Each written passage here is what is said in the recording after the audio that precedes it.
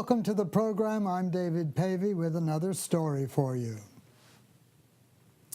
Napoleon Bonaparte was born in 1769 and graduated from a French military academy. But during the French Revolution in 1789, he began to rise quickly through the ranks. And in 1804, he crowned himself Emperor of France. Shrewd, ambitious, and a skilled strategist, Napoleon proceeded to successfully wage war against various nations and expanded his empire across Central and Western Europe. The Brits were threatened by the French military and deeply insulted when Napoleon stated that the British deserved no voice in European affairs. Quickly, they enforced a naval blockade on France to starve it of its resources and diminish its power. Eventually, the Franco-British hostility came to a head on Sunday, the 18th of June, 1815. Under the command of the military hero, the Duke of Wellington, the British met Napoleon's army at Waterloo, just 10 miles from Brussels. The battle was fierce, with the advantage going now to Napoleon, now to Wellington. But with some help from the Prussians, who arrived late in the day, Wellington eventually prevailed.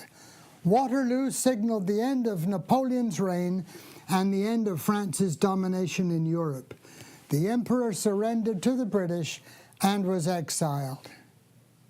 In England, however, on the day of the battle, multitudes were awaiting news. Who had won? Had the British defeated the French? Was Napoleon still a menace? Now, supposing on that night a watchman climbed to the top of a church tower on the south coast of England, anxiously looking for a ship, sending a signal. Picture all of England holding its breath, wanting to know the outcome of the battle. Supposing the signal came just as fog was rolling in. The signal reported Britain defeated.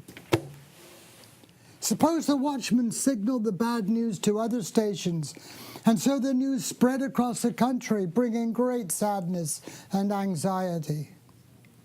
But then, supposing the fog lifted and the message was sent again, and this time received in full: Britain defeated the enemy. How quickly the mood in Britain would have changed. Now, at first, the message of Good Friday, when Jesus was hung on a cross, seemed to be bad news indeed. Jesus defeated. But 3 days later, we discover the rest of the story.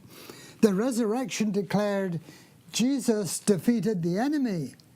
That is, our spiritual enemy who brought sin into the world, which leads to death. Those who see Good Friday as nothing more than the sad death of a great teacher miss the best part of the message. By his death, Jesus was not defeated. He defeated the enemy of our souls.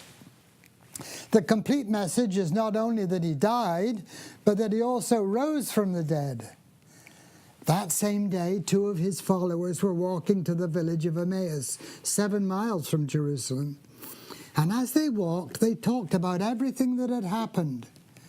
And then Jesus himself suddenly came and began walking with them. But God kept them from recognizing who he was. And Jesus asked them, "What are you discussing so intently?" They stopped short. Sadness was written on their faces. One of them replied, "You must be the only person in Jerusalem who hasn't heard about all the things that have happened there in the last few days." "What things?" Jesus asked. "The things that happened to Jesus, the man from Nazareth," they said. "He was a prophet who did powerful miracles, and he was a mighty teacher in the eyes of God and all the people. But our leading priests and other religious leaders handed him over to be condemned to death, and they crucified him. Well, we had hoped that he was the Messiah who had come to rescue Israel. All of this happened 3 days ago." These 2 people had only heard Jesus defeated. They hadn't yet heard that Jesus defeated the enemy by rising from the dead. So after a while, Jesus revealed himself to them. He told them who he was, and they never forgot their walk to Emmaus. There are people today who still think Easter means Jesus defeated. But Easter is a message of victory, joy, hope. Jesus defeated Satan, the enemy. The Bible teaches that Jesus was delivered to death for our sins and was raised to life to make it possible for us to be declared righteous in God's sight. He took our sins upon himself on the cross to grant us forgiveness, and he rose again to give us new life, eternal life. He was proved to be the Son of God. So, let's rejoice in the good news of the empty tomb. Jesus defeated the enemy. He's alive and offers a future and a hope to all who believe. That's what Easter's all about. Don't settle for a partial message. Let Easter be good news for you. And thank you for tuning in again today.